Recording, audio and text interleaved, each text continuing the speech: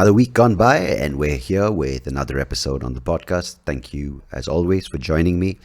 And I feel this year has been a little different as things go, because I don't know what it is. I'm having a very strange feeling, kind of disconnected from things around me. You know, it's strange when I'm with people, suddenly catch myself just going, am I really here or am I not? And it's really kind of unsettling at times. You know, the other day I was sitting, I don't know where I was sitting. See, that's the weird part. I think I was sitting in the car with my wife. We were coming back from somewhere, and she was talking to me, and I forget what we were talking about, but we'd done breakfast, and it was one of those things that we planned to do, going out once a week, just her and I. And we were pulling into the building, and suddenly I'm just like, who is this person sitting next to me? But more importantly, I wouldn't say importantly, but more, I would say unsettlingly, I was like, who's this person sitting next to my wife? And isn't that a strange feeling when you kind of have, I wouldn't say out of body experience, but I've had it 2-3 times where I'm just like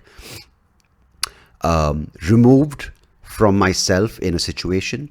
And I don't know, I'm trying to just take it all and not sort of freak out and go, oh my God, I'm having a panic attack. But it's not a panic attack, because I've had panic attacks. And in fact, I would say to a certain extent, I'm a pro at panic attacks. I'm so glad I haven't had one in a long time. But it's a new feeling, and it's a feeling that kind of, if you want to take it the wrong way, you can, and feel really nervous and feel angst. But I'm trying to see if there's a positive in this, because, or not even a positive, because you don't have to take positive, negative, and make everything so black and white. But if there's a new experience in this to be had, where you kind of observe yourself, or rather observe the situation and yourself in it from the outside, if that makes any sense at all. And maybe I'm just talking shit. Maybe I'm losing the fucking plot, guys. Maybe I'm just going crazy, and this is the beginning of the unraveling of SoapyRao as you know him, or as you might have known him. Because don't you think this is something that we all are so attached to, this version of what we identify ourselves as? And I don't mean identifying as gay or male or woman or mother or father. I'm saying we built so much and put so much into this construct that we call ourselves, whether it's you or me, or whether it's our friend, and we have so many things we attach to that person or that personality, the traits, the expression that they sort of indulge in, or you indulge in, or I indulge in, and we kind of give it so much structure and importance with what we view ourselves as, what we say or how we say it, or what we wear, how we wear it, what we do, how we do it. And frankly, I mean, I turned 40 last year, and that's a lot of time going into constructing this idea of who we think we are. And we then put pressure on ourselves to kind of live out our entire construct in a certain way. And if it doesn't go in the way that we expect it to, or we're supposed to do it, then we kind of get upset. If someone kind of pisses on our parade, we get upset. And I suppose this is what a lot of people call the ego. But I'm just wondering if there is a thing to be kind of gained when you are given an opportunity where you're able to break through that and discover, if that's the right word, that there's something out there beyond what you've kind of done, and maybe it's a limited way in which you've viewed yourself in the world, and there's a possibility of understanding something beyond that, which may be much broader, much more liberating, and much more open-minded in some sense of viewing who, I wouldn't say who you really are, but what you possibly can be. And that's where I'm kind of interested to observe what's going on, as opposed to quickly labeling that this is what's happening to me and I should quickly nip it in the bud before I kind of spiral out of control and become a nervous wreck who's constantly anxious. And Again, that's a word we give, right? Anxiety, anxious situations. And maybe that's something that we are conditioned to believe that we're experiencing. And maybe, of course, there are certain debilitating situations where you are so overcome by anxiety that you can't really function. But maybe it is an opportunity that is being presented to us where we're able to look past the curtain of our own construction, which is these labels, these characteristics, or these things that we are so-called defining ourselves by, and we're so caught up by it, we're so constrained by it, and we're so scared of letting go of it because we think that without those attachments, labels, etc., we are nobody. But maybe a situation like this is a chance and a possibility of an experience that you never thought that you could have, and a way to break past what you've already done and limited yourself to. Yeah? Have no clue where that came from, guys, but that's what I think is going on. Anyhow, let me move on to the guest on today's episode before I start sounding like a crack and someone ships me robes in the mail. And if you do, I'd like emerald green robes, the ones that the Slytherins, actually not the ones that Slytherin, the one that Harry Potter wears for the what's that called? The Tri-Wizard Championship in the Goblet of Fire, because he wears it to match his eyes, but I just like that color. I think the one in the book. I haven't seen the movie. Anyhow, green robes on their way. My guest is Professor Gary Bertoline. He's a professor. He does a bunch of things. He's a senior vice president of Purdue Online. He's a distinguished professor of engineering technology, computer, information technology. And on today's episode, we talk about the whole idea of learning and how it hasn't really evolved since the Industrial Revolution, since the 1900s, since systems have come into place that we are still following because we think that's what an education today needs to look like, when clearly it's changed. Things have moved from factories and workshops to a digital age, and still seems like education is stuck there. And a lot of it came to be exposed during the lockdown with online learning. So Professor Gary and I talk about online learning, talking about the idea of adapting to new systems, talking about how these are opportunities for us to let go and move on to new ways. And also, what does it mean?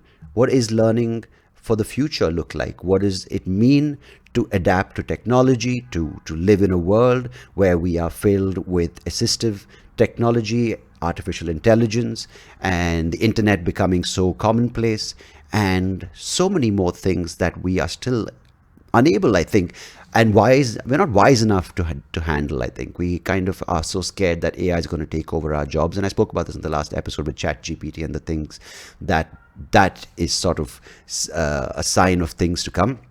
So how do we cope with this rapidly changing landscape? How does the education system change, and how does learning in itself change, and how do we evolve with that change? Well, I had a fun conversation with Professor Gary Bertoline, and I'm sure you'll have a lovely time listening to what he has to say. Hey, as always, thank you so much for joining me on these episodes. I really appreciate it. And Professor Gary Bertoline, if you're listening, thank you for joining me as well. Till next episode, goodbye, God bless. Take care of yourselves. Cheers.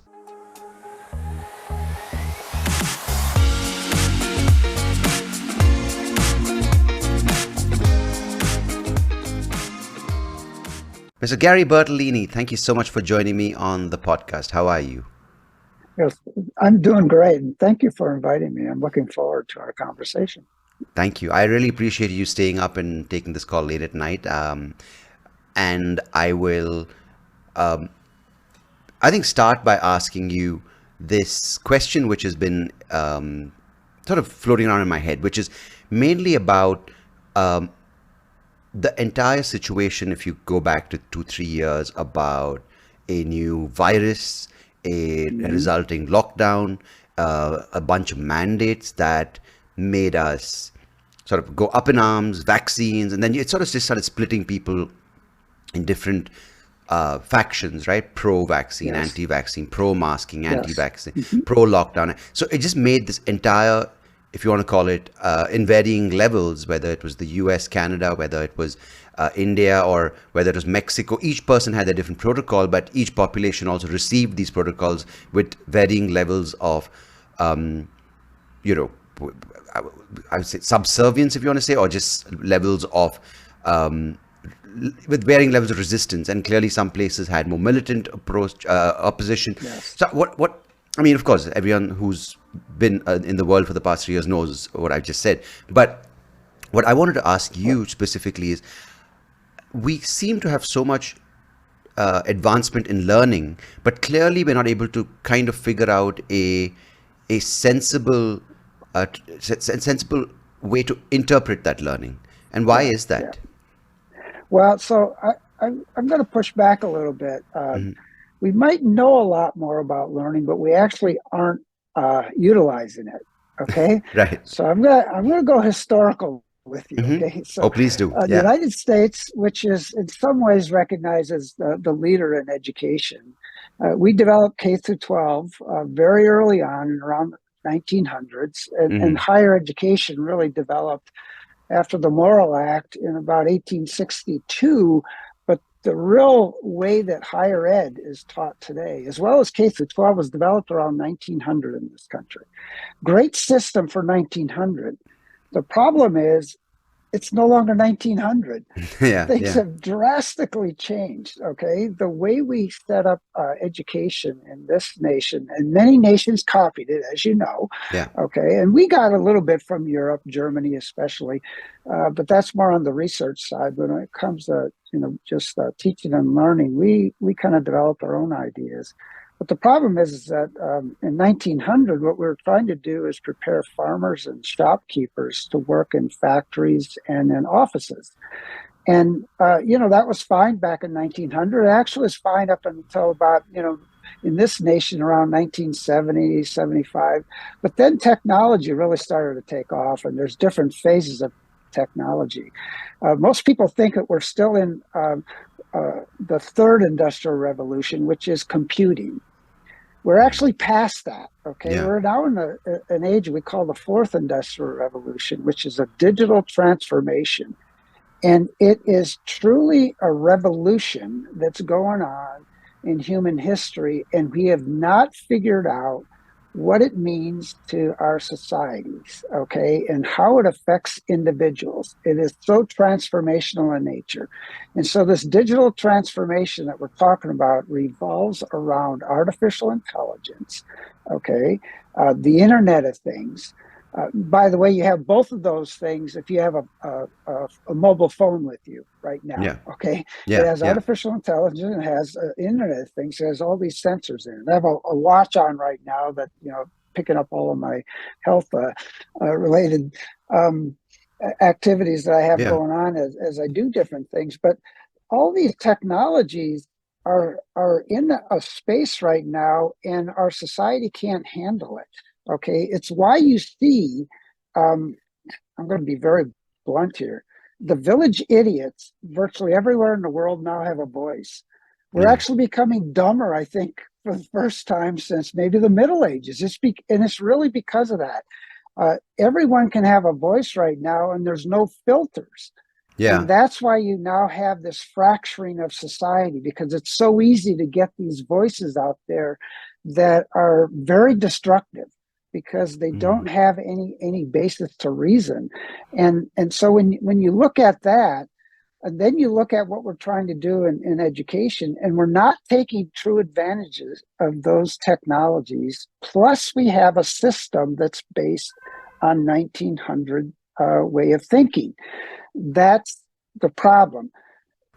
It has been proven through research over and over and over again that active learning is much more effective than people standing up and lecturing. Okay, Mm. being actively involved in your learning is a much better way of learning, and we have not adopted that widely, and that's part of the problem. And so when the pandemic hit, it's like, I can't lecture in front of you anymore unless I do it virtually. And it's nice to be able to do it virtually, but even that is worse than, in many cases, lecturing face to face. Okay. Mm. And so we actually degraded in our education, the quality of education when it went virtual, if that was one of the ways that you had to continue to learn.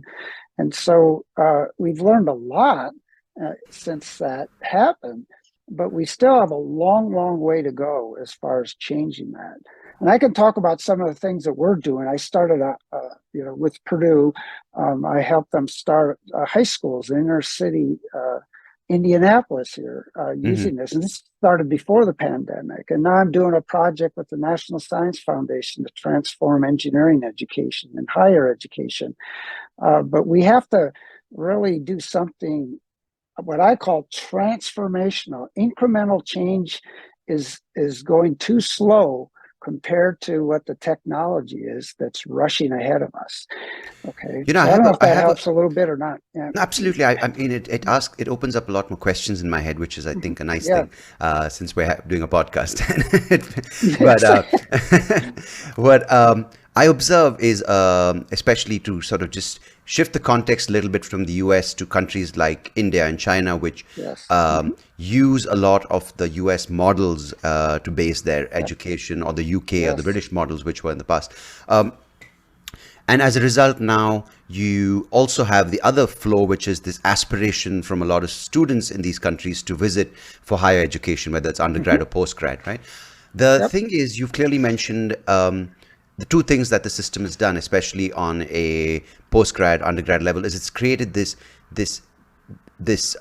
sense of a draw, which creates this feeling of I need to go study in the US, which is yes, a huge right. economy in itself for getting Oh visas, getting yeah, student visas, right? yep, And the second thing is this sense of where the students have this, it's more of a pride issue in some ways, right? But also oh yeah, there is this status that I went and got my degree in the US. And a lot of Indians will go there, a lot of Chinese students will go there. yep, yep, And of course, across the world, I'm just using these two countries because they're the biggest populations. hmm, Now, as a sure, result, you mentioned there's this gaping divide in the education system, which is that number one, it's set up for a time which was different. As a result, right, the vocations, the outcome of these courses were different. Secondly, it almost sounds like the education system is playing catch up. yes, So when you have, on one hand, you have these two issues, just to say, the at the top of the ladder with the education system. Second is, on the other extreme, other side, you have these huge number of students who want to come and be a part of it, and as a hmm, result, churning out number of engineers, postgrad doctors, whatever. yes, They clearly, there's a and then add a third element to this conversation. Some of the biggest companies in the world right now are started by people who dropped out hmm, or didn't complete their education. What does it show us that the education system is producing? And to maybe a second part of that question is, what are these traits in these people, like the likes of Bill Gates or Elon Musk, or just giving examples, that aren't available in education?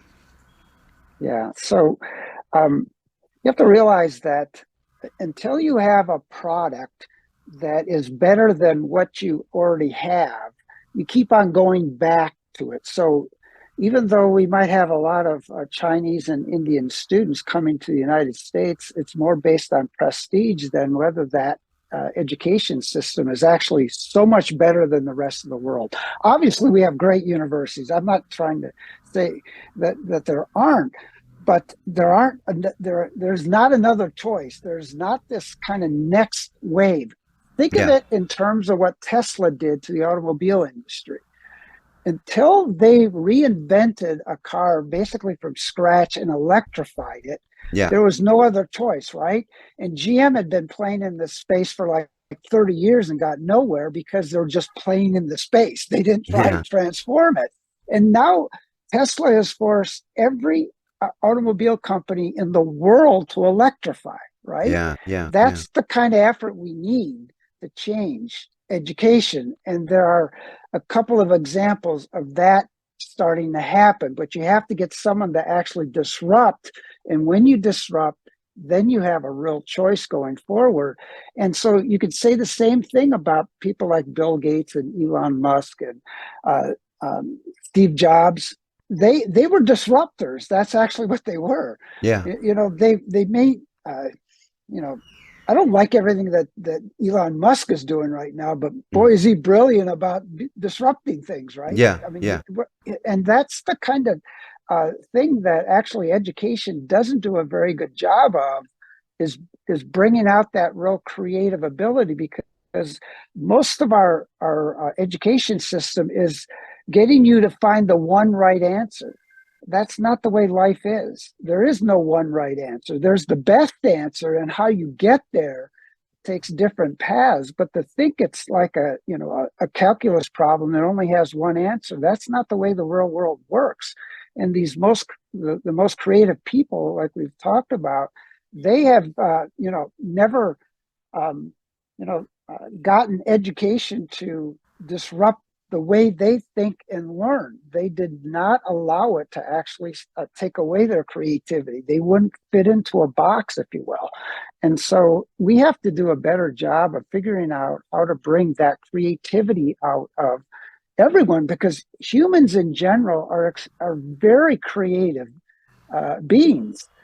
But the formal education system really takes a lot of that out, because of the way that we've have the education system that is so much about getting the one right answer. Don't make mistakes, okay? You're punished for mistakes instead of learning from the mistakes. There's a lot to this, okay? And that's just a little bit of it, okay, that goes into it. Now, some of the things you mentioned, I like the one, there isn't one right answer, because sort of drawing from my experiences, also people listening, there is this entire emphasis in India about getting good marks, good grades, good ranking high. Right. And we have these prestigious institutions which people, and had a guest just a couple of episodes back, was people talking about the same thing, where it's one of the biggest producers of engineers and MBA graduates. And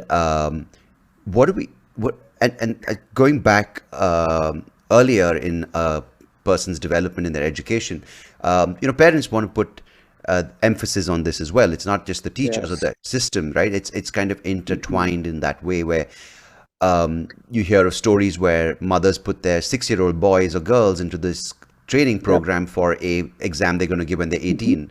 It's that competitive. Now, clearly with this kind of pressure on all sides, it's the disruption should have happened earlier. But say, I'm talking to other parents now about, what they're looking at doing for, say, a preschool and then school.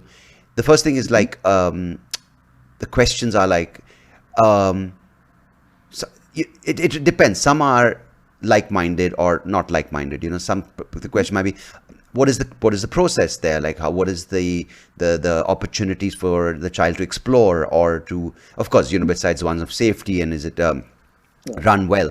But do they have place? Do they have more natural elements that the kid can run? But then you have automatic other things. Is who else sends their kids there? Or then it's like, how expensive is it? And so the thing I'm just asking you from, it might sound naive, is what are the motivating factors? Because I'm sure there's some great educators out there, and one person that stands out for me, and it's sadly he's no more, is Sir Ken Robinson, right? I'm sure you're familiar with his approach. I was thinking exactly the same. Before you even said that, I was wondering if you're going to say that. He's right. My hero too. Yes. He's brilliant as an orator, as his ideas, and So someone like him would emphasize on what you just said, the creative aspect, the system that allows a child to retain as much of being a child.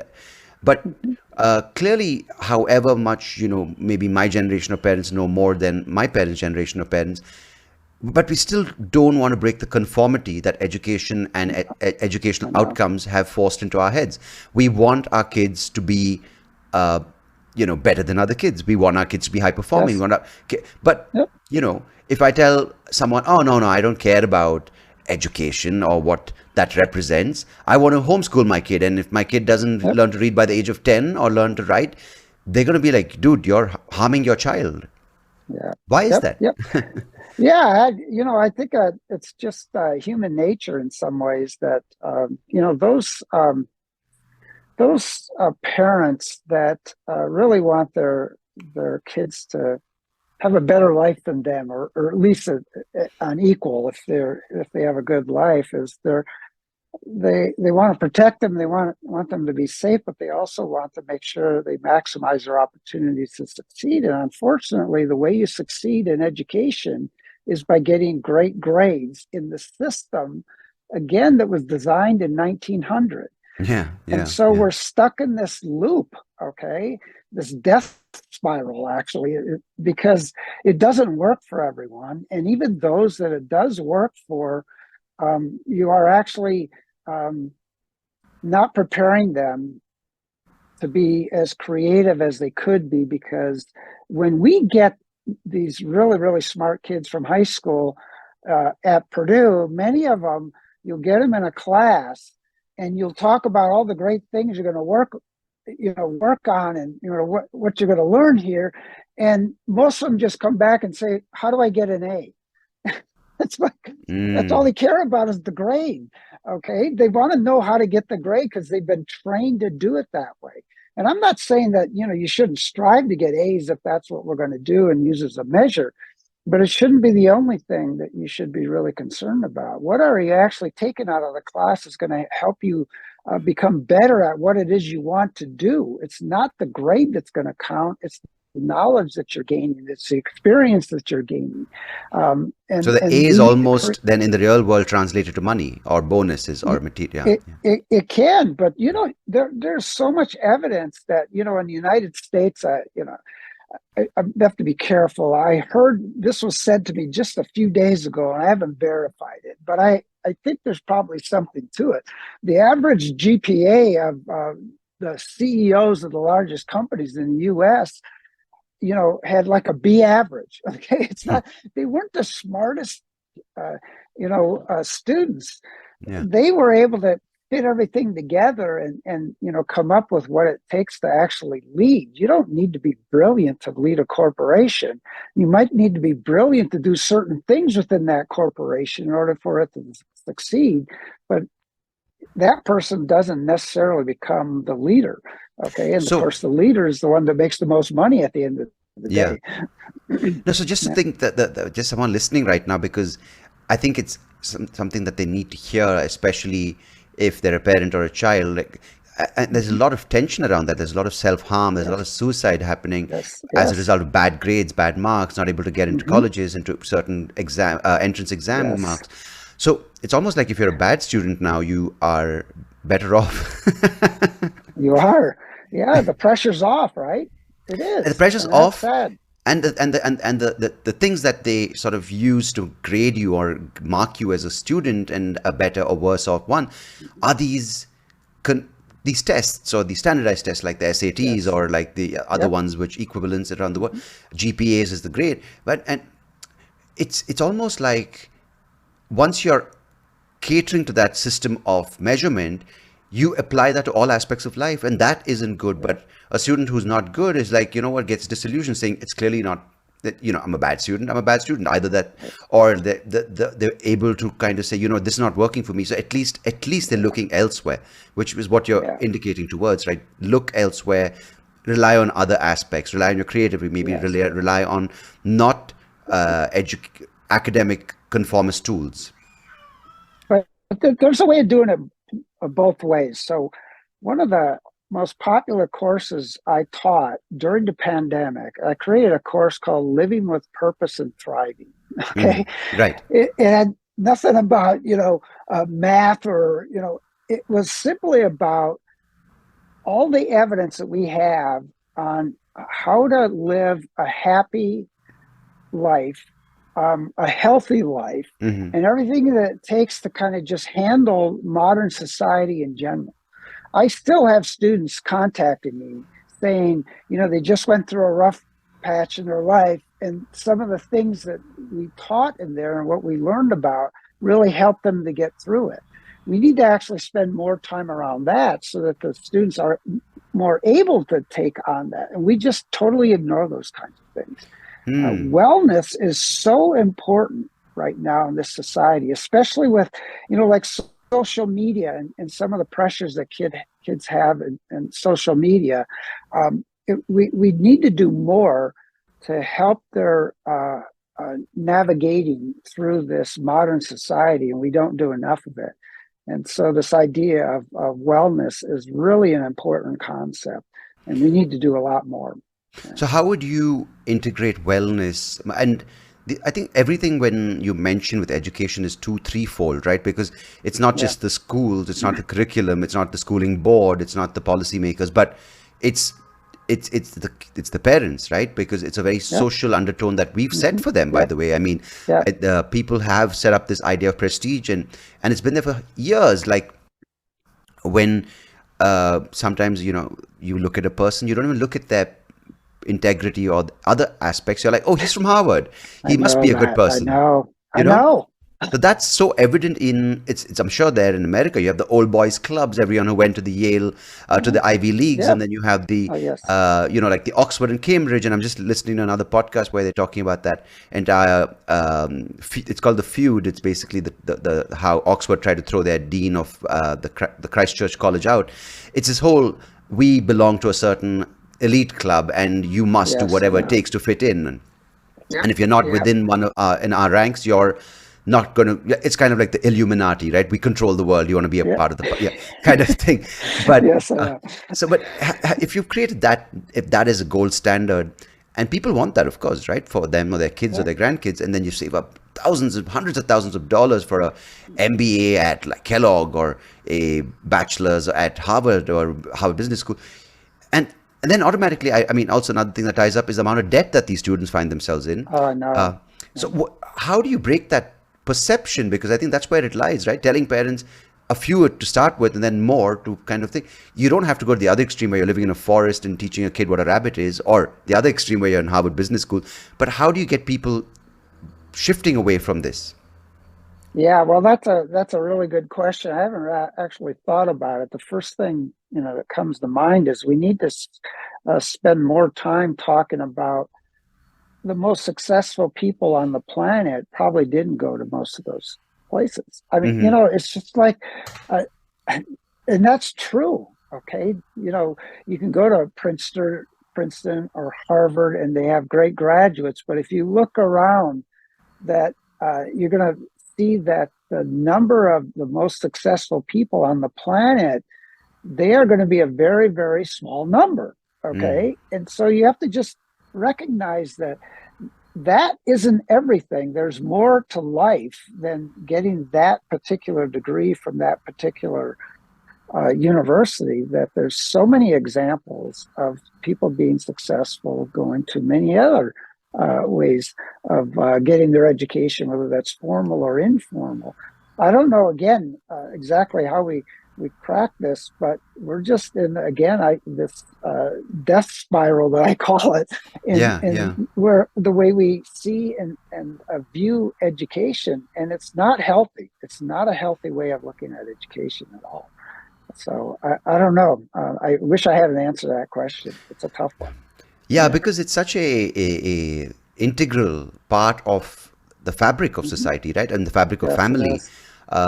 Because when you start thinking of your child as a as a being that has to go through the process of education and come out on the other Yeah. side, you kind Hmm. of are already eliminating so many other ways of looking at that child, Yes. because you're putting Yes. pressure on yourself, you're saving up money for the school, the fees. Then when they go to that school, it's a particular environment that represents a Right. part of society, so they have to go for these kid parties, they have to go be seen going on holidays, they have to get the right phone. So just to amplify, it's not just the school, it's so much more. Oh, yeah. When that thought, when that decision is made, it's that the entire child's life and expression of that life is now within these parameters, right?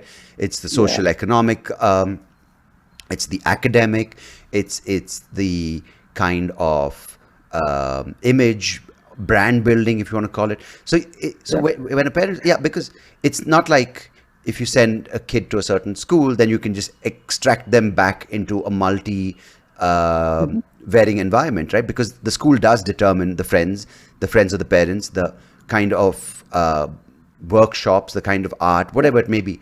So yeah, right. I think that's why I find it. Yeah. So one of the things I thinking about your last question is, if I, what I know about higher education, um, I would send my children to a good university, but then I would advise them to get a graduate degree from the elite university. Hmm. Okay. Hmm. It's actually easier to get into. Yeah. Okay. You're taking the pressure off the child at that point, but you still have that. You can put that on your resume. Okay. I have an MBA from, Harvard or whatever. And it's actually easier to do that. In fact, in many cases, you can do it online. And Yeah. that actually is a way that you can kind of have it both ways. But what I think we need to do is we need to turn the corner and convince parents that yes, you should continue to encourage your children to advance academically and hope for the best outcomes as far as where they go to college. But don't forget the wellness piece. You want a well-rounded child. You want to take care of that child so that they can handle the pressure that they're being put under. And so there's two sides of that coin there. Yeah. And Yeah. it's not just the academic side. There's the person itself. But make sure you don't forget about the well-being of the person. And I'm not saying the parents aren't doing that, but they have to raise their game a little bit. You know what I mean? Yeah. So that they They have can to remind recognize themselves. when Yeah. their children, when their children are under stress, But they need to recognize that. do you think the parents themselves are still not past that, the trauma of being a student? Yeah, well, that's part of it too, right? Right. They have their scars too, and especially if they didn't get into the elite university, Mm. then they start transferring that to their children. And Yeah. that's I think some of what's going on. Okay. And that's part of this whole, social system that we have that is so competitive. And that's not healthy either. Okay. It's just Yeah. like everyone, wants to be a professional baseball or football player or whatever. Okay. Yeah. There's the very, very small number that make it, obviously. You know what I find curious is a lot of the lack of, um, as you said, wellness or growth when it comes to, um, people who are out of educational systems, right? They go through the entire check Mm-hmm. boxes, K through 12, undergrad, postgrad, maybe even PhDs, and then you meet them. I mean, of course, none of these statements are made are generalizing everyone, but Yeah. it's like the focus on them as a person isn't there. It's just that how much they know has gone up. Yeah. So, do you feel that by revising the way we look at the duration of education, will that maybe help people? Like right now, it's what, from the age of 6, you get into first grade or first standard Yes. here, Mm-hmm. and till 18, you leave high school, then go 18 to 22 or 21, that's your undergrad, Mm-hmm. 21 to 23, it's your master's. If Yeah. you're doing a couple more, doctor, then add another 3 years, so you're 23, 25, 26, or unless Mm-hmm. you're a doctor, like a medical doctor, then of course add another Mm-hmm. 300 years to that because they Yes. clearly but That's right. but what I found, So, that's a typical arc, right? And you're supposed to finish that yeah. and get into the real world or start working, Yeah. and Right. Right. it seems like, do we need that rush? Can No, we we just, don't. yeah. Now, I could talk about this a lot, but I'll try and keep my comments as brief as possible. Um, I always like to start this conversation. So in this country, it's called K through 12, Mm, okay, mm, and then it's 4 years for an undergraduate degree, about 2 years for a master's, 3 for a PhD, something around that range, yeah. right? So what I like to ask is this question when I get into this conversation: give me the name of a prophet and the name of the mountain where the prophet brought the stone tablets down that said to be fully educated, he had to go through 12 years of education. I mean, think about that. Why is it 12 years? Yeah. What's the magic number with 12 years? There's no magic number. It has nothing to do with anything. Okay. And the same thing with an undergraduate degree. It's like we are stuck in this a world like we can't change it. It's like it's a law of physics. Okay, Yeah. if we have someone and say, well, you can do it in 11 years, the world's going to explode or something. We have Yeah. to get to the point where we start doing things like competency based education. Yeah. Okay, it's not based on your seat time, how many hours you sit in a seat, which are called credit hours. Okay, which is an artificial way of measuring learning. In fact, it doesn't measure learning at all. Yeah. It's Yeah. just saying that you're showing up, and the whole system's based on credit hours, at least in this nation. And the history of the credit hour is it was set up at Cornell University in 1906 to create a retirement system for the professors.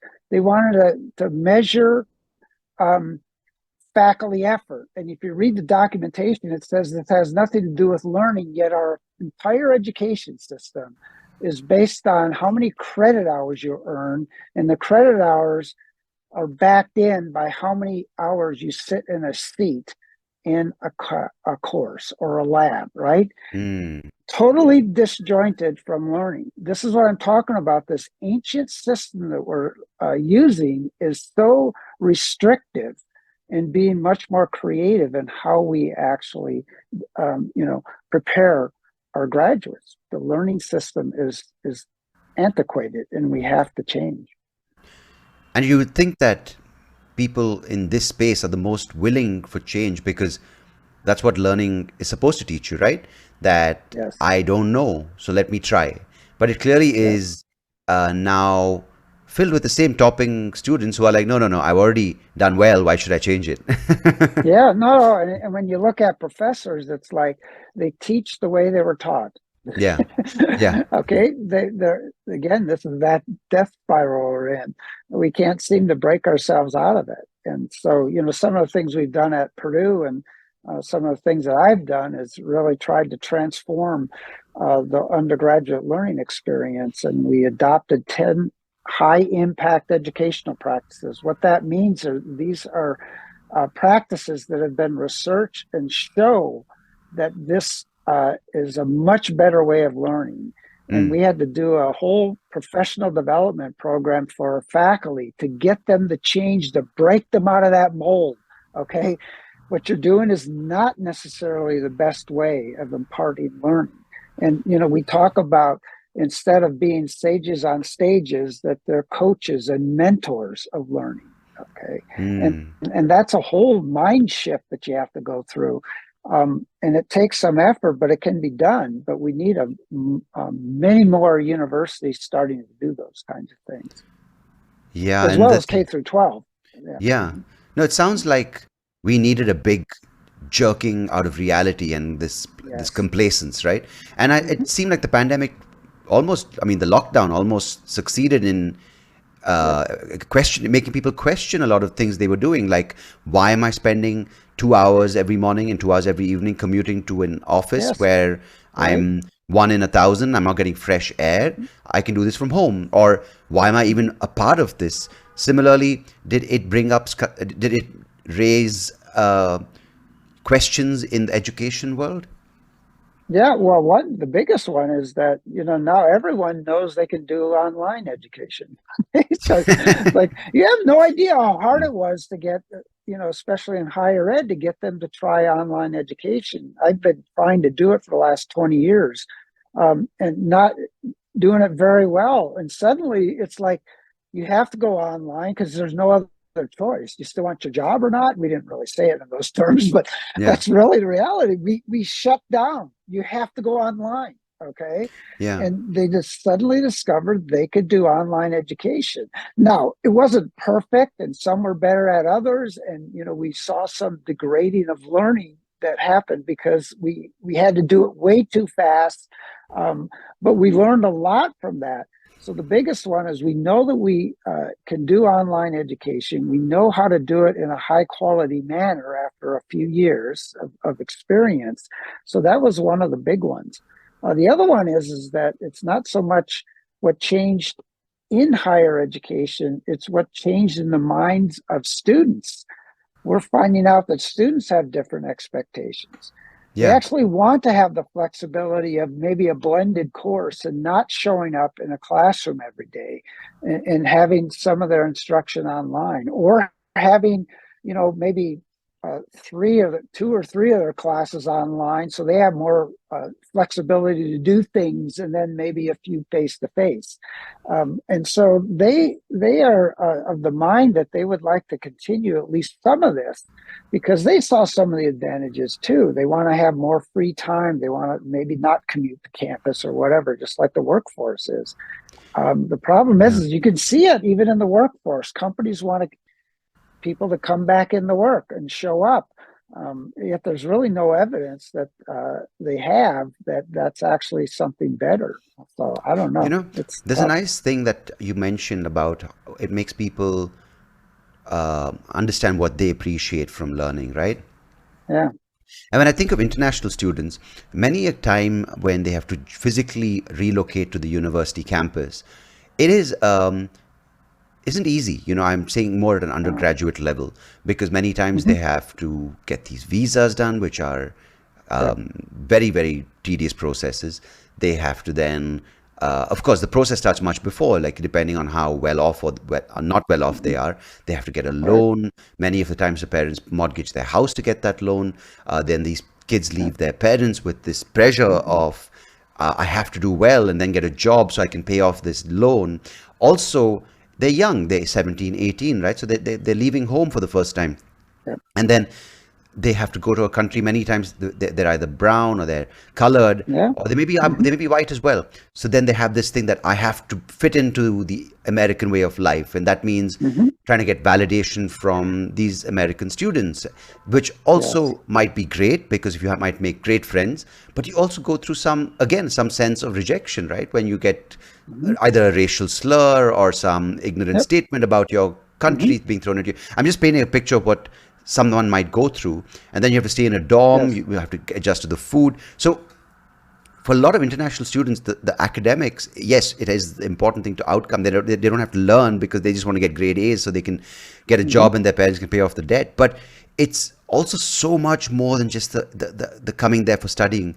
So yeah, this online model seems like it can give them that sort of slowly break into the system, figure out if they Yes. like doing that, and then physically relocate. Yeah, exactly. You can kind of test it and see if Yeah. that's actually what you want and what you like to do. And so I'm hoping that we see more online opportunities, and there are. I mean, at least in the States here, there's a lot more universities that are doing online instruction. And so we'll see where that goes. But I think that is one change that will stick. Okay. Mm. That's one thing I think you'll see. Mhm. One thing you mentioned when you gave your talk, stood out, of course, amongst other things. But Mhm. it seems you mentioned the idea of leaders and managers, right? Um, Mhm. Yeah. and it seems like everything we've created through these education systems are great managers, but the leaders come from Yes. somewhere else, right? Yes. Yes, they do. And the problem is that most people don't actually realize the difference. And Mm.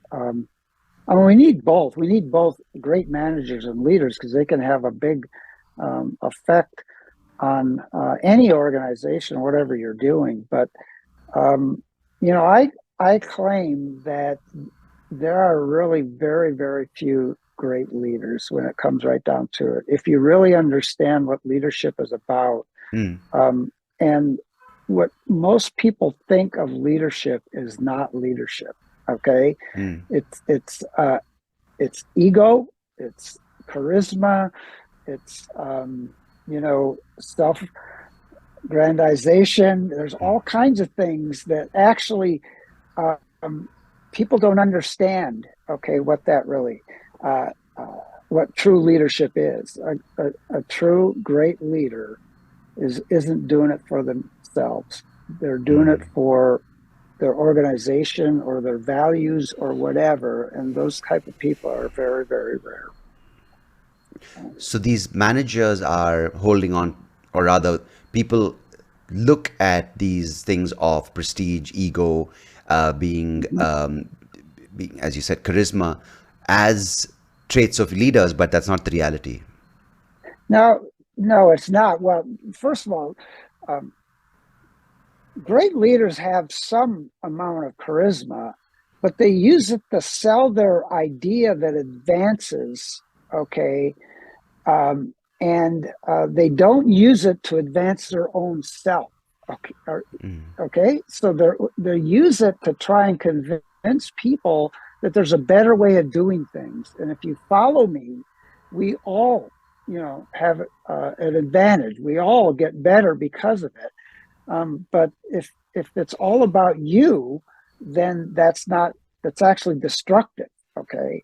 And that's the thing that we see a lot of the time, is that the people that are in leadership positions are in it for the wrong reasons. It's more about them than it is about what it is they're supposed to be leading. So I'm very critical of leaders. I've studied them for a long time. I've read a lot, about attributes of a great leadership.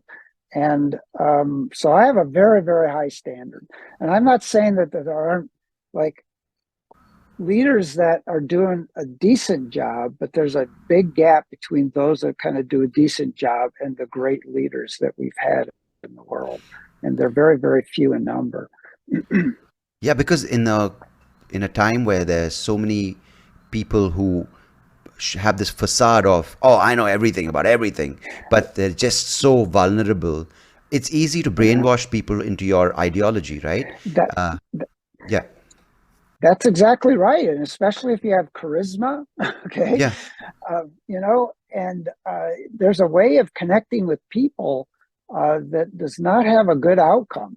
yeah. At the end of the day, you can see it, especially in politics. Okay, you Mhm. can see it in politics. Certain politicians manipulate people instead of convincing them on what you need to do. They manipulate people, and so they use whatever it is, the hot button languages. They put up one group against the other. If you look at the leaders that really um, are at the kind of the bottom of the list as far as Yeah. what they're doing to the world. In many cases, they put up these false um, battles, if you will, between groups. They look for those wedge issues that Mhm. separate people instead of bringing them together. And what they're trying to do is separate out a big enough number that supports what that person is saying. Then they get and voted in, or they become a dictator, or whatever the end outcome is. But that So it's like is the leader is almost looking for his or her big enough group of yes men, pretty much. yes, yes, exactly, exactly. Okay. And they, through experience, they find out those hot buttons that really get people kind of excited, and they use that to their advantage. And people don't really understand it. The other thing you have to understand is that humans in general, although they won't say it, and it doesn't seem this way, when you first hear what I'm about to say, but humans in general seek strong leaders. Yeah, Okay, yeah. they, you live in India. You want your country to succeed, right? You Hmm. want your society to work, right? Yeah, And yeah, so you're actually seeking that out, and so you get put in a vulnerable position because you're seeking something. You want something different, and someone comes along and they use that emotion that yeah. you have. They sell you on this idea that it's going to be better if you follow their way, when in fact it's all about them. They don't actually care about anything. They just say whatever they want in order to get in power. And it's hard to discern that at first, especially when you're just learning about what that leader is. Okay, because they And come out of often, nowhere sometimes. and often they have all the right tags from Harvard Yes, Business School, the educational tags, right? Right. absolutely right. Yeah, just because you get a degree somewhere doesn't mean that the morals came along with it. Right, right. Yeah, So right. clearly, the task at hand in this entire soup we're in right now with um, climate change deniers, with everything having Yep. a flip that is as strong. Hmm. How do we distinguish between manipulators and leaders? Because clearly we have an abundant of the former, and what Yeah. we clearly need to get out of this is some of the latter, right? Yeah, and we this is part of the problem that I talked about very early on, this digital transformation. Hmm. When you cannot recognize the truth, that's actually when societies really crumble. And Yeah. and so now we have, between social media and every village idiot having a voice now, and you Mm. don't know whether they're the village idiot or the smartest person on the block because it just shows up, okay, in your news feed, right, or whatever. And it gives you All 30 right, seconds and to read it. Yeah, yeah, yeah. yeah, and your algorithm, automatically searches out certain kinds of articles or whatever on whatever app that you're on, and so you it has to come through some education. Okay, Mm. education actually is important if it's done correctly, and that's one way of discerning and trying to really figure out what the truth is. But at the end of the day, people can't be so lazy as to just take someone's word for it. You have to investigate it a little bit and find out if there's an alternative side of the story. The problem is that um, and I find myself doing the same thing. I avoid articles, okay, that tend to um, say things that are opposite of what I believe. All Mm. right, I make excuses on why I won't read that. Yeah. Okay, and so if you look at liberal versus conservative, where are you reading most of your stuff, or which kind of news are you watching, or whatever. Um, and so it's very, very difficult to discern that because of where we are right now. But we have to do a much, much better job in that. And I think schools are part of that. We have to teach them, students, we have to teach students really how to recognize what is true and what is not, or what is as close to the truth or not. Because some of the stuff that you're seeing, especially in our country, I don't know what it's like in India, but some of the most ridiculous things that people are reading and believing. And it's like, wow, it's just mind boggling that they actually see that. But when you get this tribe mentality, okay, it's hard to break out of that, right? It's a really difficult thing we're dealing with right now. And that thing you mentioned there, about the tribe mentality, right? When you look Mhm. back, and many of those tribes are formed at young ages, right? In Yes. schools, and automatically they have their tribe dynamics. You have you have these things that take shape over the course of your schooling time, right? You have a Hmm. kid who's maybe not athletic, a person who's more nerdy, or person more Yeah. Yeah. whatever the words are, they're more jock, or whatever the words are. But they Hmm. tend to kind of, I'm saying non academically, I'm just saying as a group in a Yeah. schooling system or a situation. And next thing you know, you're 40, maybe the non athletic kid has turned out to be a brilliant computer scientist. The Yes. nerd has ended up becoming a CEO, and then the jock has ended up becoming a druggie. But when you Yeah. meet as a school tribe, you still feel like that kid who was bullied when he was 5 or when she was Oh yeah. 7. Yeah. So Yeah. that's No. clearly transforming, it's or rather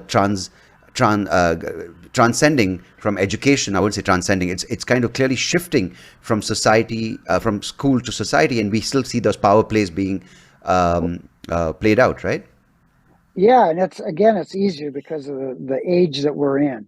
Mm. But to back up one step, humans are pre-wired to have tribes, if you will. In Yeah, other words, before um, agriculture, okay, so yeah. we're really talking about pre-agriculture, hunter-gatherers, which is the vast number of years of human evolution is hunter-gatherers. You had smaller tribes because they protected each other. Okay, that's how you Mm. survived. Yeah, And yeah. so again, we are kind of pre-wired to form tribes. But if you don't understand that, okay, if you don't understand that's part of the human experience, then you cannot recognize when you're kind of stuck in a tribe mentality and it's blinding you Mm. to other things, that there's another way of seeing and looking at things. And again, we don't do a good enough job of recognizing that as a part of the human experience, and owning that. And we have to do a much better job of explaining that, because at And the end of the day, we are still all humans, okay? And we advance because we somehow have figured out how to break down those tribes, and continue to move forward, okay? But it seems like we keep on falling back, and we're in a stage right now where I think there's a lot of scary things going on in societies around the and world. you know, I'm reading stuff about how lonely people are in Yeah. around the world. Could be Hmm. anywhere. And I think you asked me earlier that I don't know if any of the things I'm talking about in the U.S. context apply to India. Not Hmm. the same problems, but definitely they're as real, because of Yeah. so many, other issues or other diverse nature of problems we have, Hmm. right? Because it's the numbers, it's the religion, but yeah, it boils down to the same thing. And loneliness is a thing. I mean, it's not that we can import American fast food, but we don't have to import depression, anxiety. It's very much here, and it's a human Yes. condition, right? um, Yes. and the tribe idea is so attractive, and sometimes I don't like meeting people in big numbers, because I feel this need for these things that you mentioned, which have a very strong grip: Hmm. the ego, Yep. charisma, and then you Hmm. add in this layer of the group dynamics that perform during schools or Yep. colleges or Yep. corporate settings. It just makes for the conversation ending in very sort of competitive terms, right? Like, what did you do versus how Yes. much I made versus where do you live versus Yeah. blah, Yeah. blah, blah. Um, Yeah. Yeah. okay, but still, I want to belong to a tribe because of this need, which is pre-wired in my brain, right? That's right. Now I'm sitting at home, I'm lonely, but there's the internet. Wow, what a vast place to meet people. You have virtual avatars that you can project yourself to be someone who you're Yes. not, and you create this entire vibe that you would never be able to do in reality. Yep. But uh, we're loneliest, we're some of the loneliest people at any given point in time. We have these groups and the potential to join them online. Um, I mean, I don't have a question per se, but how much of a disconnect is there, right? Well, it's a big one. And of course, we haven't talked about what the effects of COVID. Is a lot of people had a lot of free time, Yeah. especially in the US when we shut down the economy. And that's when a lot of these online things really started taking off, because people just spend a lot more time online. Yeah. But online is not the same as a face-to-face interaction or a small group interaction. And that whole idea of loneliness that you're talking about is a real issue. Okay, you cannot really replace true human connection through computing. Okay, through Mm. computers, you can get to a certain point, but that's not the way we humans work. I mean, I had a lunch today with an old colleague. It was one of the most enjoyable experience I've had in a Yeah. while. It was an old friend, and we had a face-to-face lunch. We had been exchanging emails occasionally, but it, Mm. it didn't even come close to that 1 hour I had with him. Yeah. Yeah. Okay, face to face, having a lunch together. It was such an enjoyable experience. Okay, Yeah.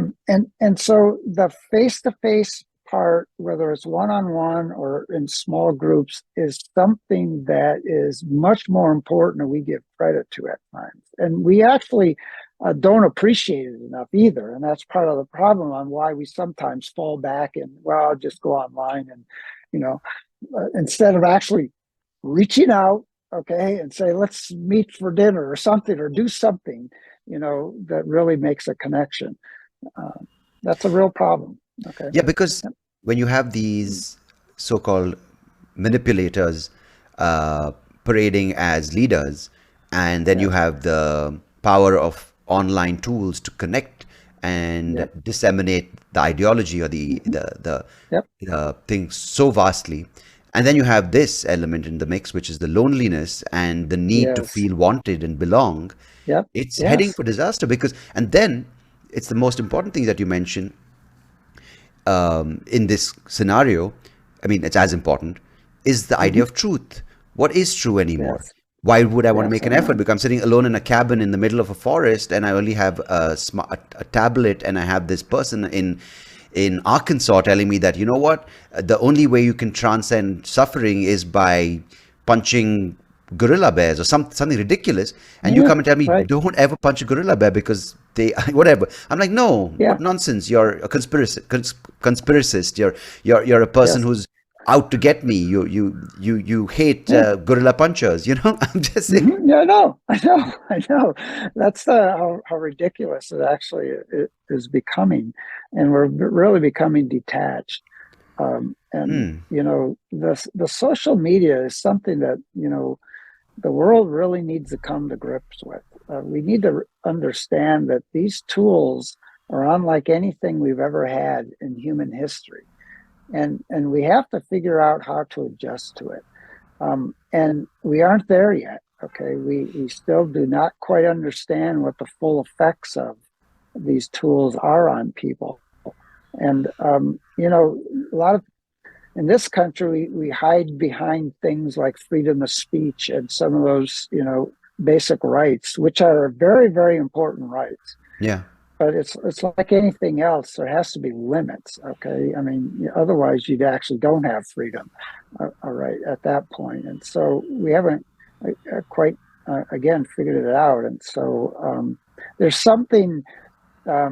There's a theory that was developed during the I think it was the first industrial revolution. It's called Engel's pause, Hmm. and that is a an economist in England named Engel, obviously, that Hmm. uh, recognized that the societal institutions had fallen behind the technology. Okay, and it took years for the societal institutions to catch up, so that society was then able to um, work through uh, with technology in a better way. Okay. And Hmm. so think about child labor laws. Back in the first industrial revolution, we literally had, uh, 6 and 7 year olds working 12-hour days, right? Yeah. Yeah. There was no laws in place. There's no standards in place. And we're in the same place right now. We're at what I call an Engel's pause. I think it's very much applicable to now, where we have to get our societal institutions and our behaviors and our standards up to speed to the technology that's raced way out in front of us. And that's the pressures that we're feeling right now. And there's Yeah. people right now that's using this and manipulating it in very, very bad ways. Okay. Because as you just said, there's the social society, that is the society we've lived in for years. And Yes. then we have the online society, which is brand new, which is now almost being Yep. weaponized. Yeah. And we see the Yep. casualties of that being, Yep. young children being exposed to Mm-hmm. horrific online Oh, yeah. abuse, Yes. pedophiles, sex Oh, yeah. offenders, bullying. And that's why they are the casualties, because they aren't grounded in society. Sadly, they are not able to get the kind of acceptance, if you want to call it, or the Yeah. community. But then they run to this place, which is just a free for all Yeah. slaughter, right? Yeah. Yeah. No, I mean, there's just a program on 60 Minutes last night that was talking about this, and a parent lost a child, I think 11 years old. She hung herself. Mm, She got on one of these, social media sites. Supposed to be 13 years old. She just lied. Okay, mm. it's like, what kind of? I mean, what good did that do? It asked her whether she was 13 or not, and she said yes. Yeah, That's useless, right? Okay. no, that's a really secure layer. Yeah, Yeah, yeah, I know, yeah, right? Okay. And then she found some videos about, hanging. Okay, how to hang yourself. Okay. And she got depressed because she was on social media and some bad things were going on. And it's like, wow. I mean, how are we allowing this to happen? yeah. Okay. I mean, it's just mind boggling that we haven't clamped down on this. And okay, we run the risk of clamping down too hard, and Yeah. we always can come back from that. But is that our choice? Do nothing because we're afraid we might do too much? I mean, right now, I think too much would be good because we Yeah. have nothing right now. No, it's scary because as a comedian, I had to spend some time on social media and I had to Yeah. play that game, right? How much to post, when to post, the right Yes, tags, get yes, viral, go right, popular. right. And it it shook me. It shook me up. I was feeling anxious about. I was feeling constantly jittery that I'm not doing Yeah. enough. It's very unsettling. And I was at that point, from the age of like 30 to 35, 36, and that's when I was sort of caught up in the whole online race. I mean, I'm Hmm. older now. I'm not so worried about the outcome online because I was able to process it in the real society in offline. Hmm. I was able to talk to Yeah. good friends. I was able to talk to people who gave me help, Right. and I made those Yeah. changes internally within in the physical world. But how do you Yeah. tell a kid to do that? Because I And I was around for so many more years, and I still found it hard. I know, no, and that's how a lot of these kids live, right? It's like, Yeah, so if they got off the social media, suddenly all their friends are, why aren't you answering me, or why aren't you on yeah, TikTok or whatever, and suddenly they're ostracized. yeah, So again, we're in this spiral we can't seem to figure out a way out of, and so we can't think the kids are going to solve this problem. I mean, yeah, we need adults in the room. Okay, yeah. that's what we're supposed to be doing. No, We're we put them supposed to in be this mess. We figuring need to out get this them out. out. Yeah, Exactly. It's on us, and it's on the companies to take much more responsibility around this, because right now it's about advertising dollars. Okay, and mm, that's what's driving this, and how many clicks and how long can you keep the person on your social media. yeah. Okay, that's how they sell advertising, and so it's a problem that we really need to address.